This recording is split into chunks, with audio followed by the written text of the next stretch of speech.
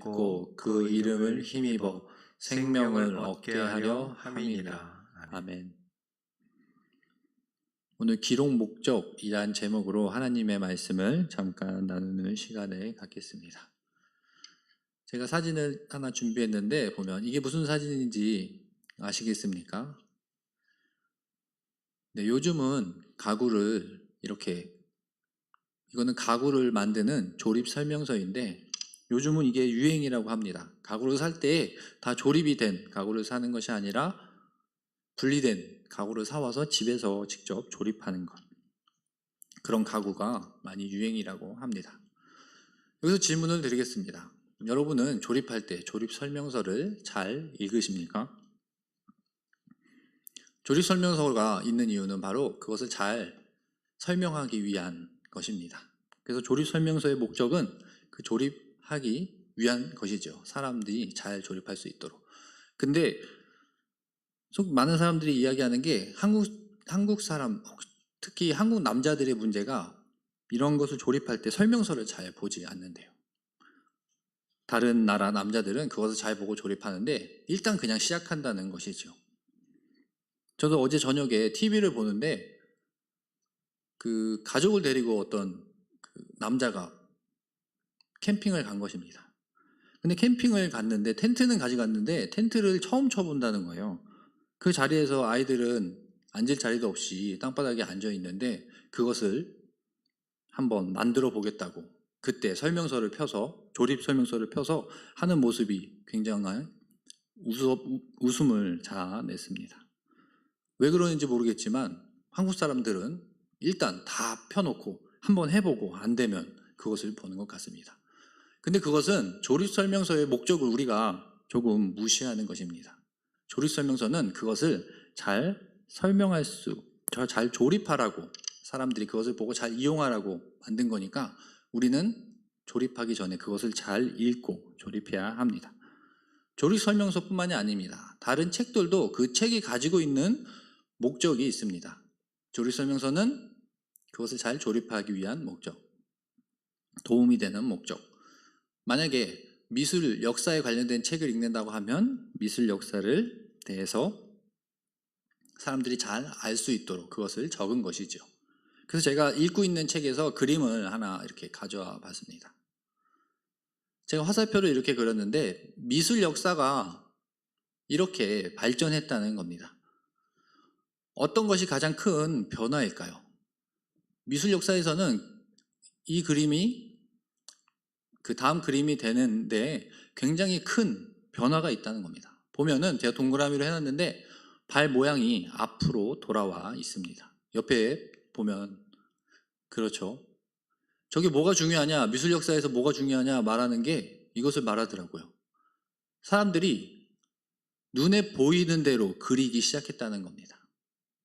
이집트 벽화, 또 옛날 그림들을 보면 저렇게 사람을 정형화해서 다 몸은, 상체는 앞을 보고 있는데 다리는 옆을 보고 있는 거, 또 얼굴은 또 옆을 보고 있는 것처럼 그렸다는 거예요.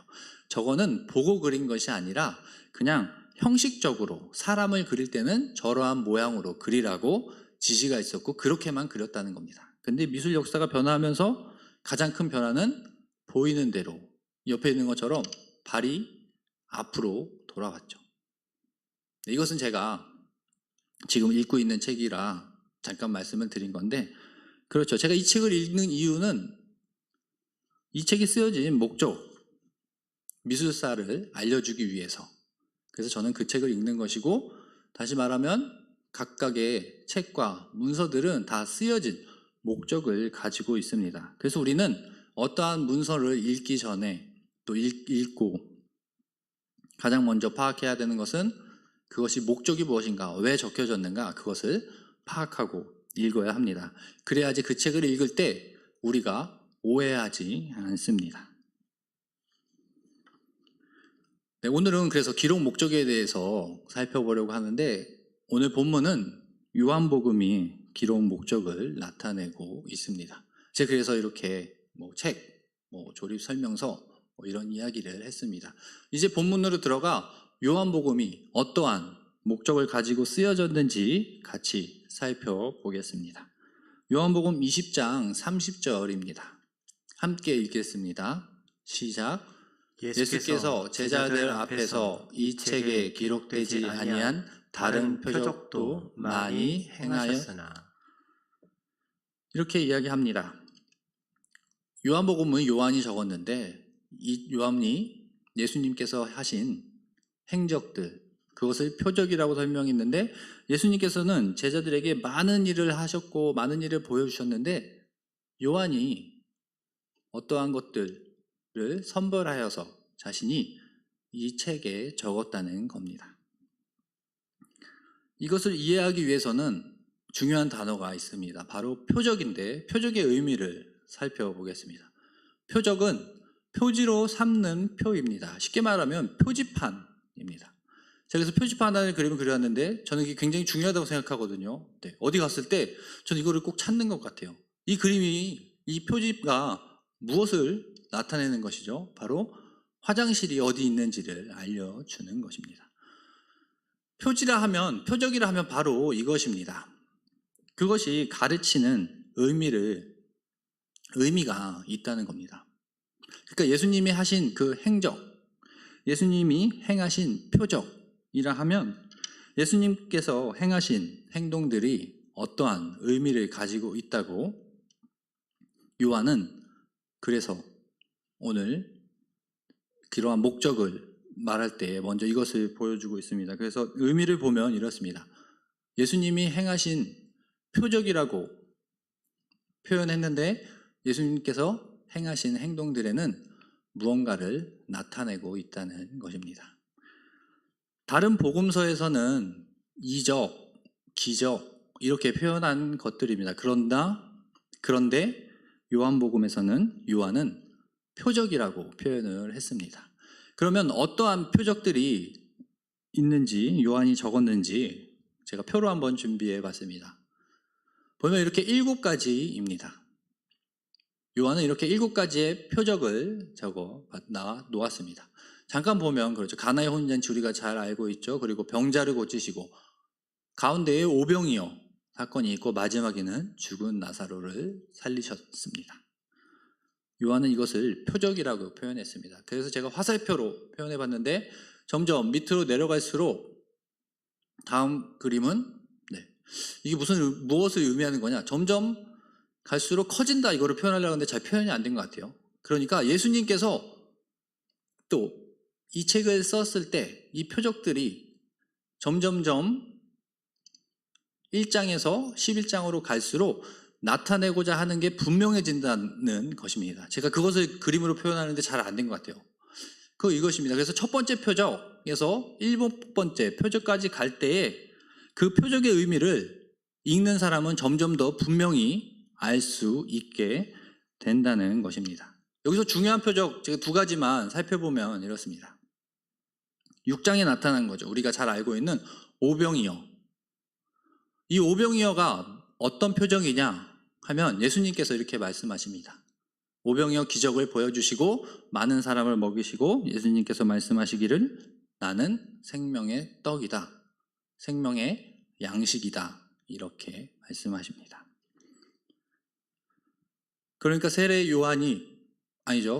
요한이, 이 저자 요한이 이 요한복음을 적으면서 오병이어 사건을 넣은 것은 예수님께서 생명의 양식이다. 이것을 보여주기 위함이란 것입니다. 이러한 의미로 요한복음 11장을 보면 어떤 사건인지 잘 아시죠? 나사로를 예수님께서 살리신 것입니다. 여기서 예수님께서 나사로를 살리신 이것을 표적이라고 하였는데 이것이 나타내고 있는 것이 있다고 하였는데 그것은 바로 나는 부활이다. 바로 예수님이 부활이시고 생명이시다. 이것을 알려주기 위해서 이 사건을 적어 놓은 것이고 그래서 요한은 표적이라고 표현한 것입니다. 그리고 31절을 함께 읽겠습니다. 시작. 오직 이것을 기록함은 너희로 예수께서 하나님의 아들 그리스도이심을 믿게 하려 함이요 또 너희로 믿고 그 이름을 힘입어 생명을 얻게 하려 함이니라. 여기서 이 목적이 잘 나타납니다. 두 가지로 나타나는데요. 첫 번째 보면 이렇습니다. 예수님께서 하나님의 아들 그리스도이심을 믿게 하려고 이 요한복음을 썼다는 것입니다.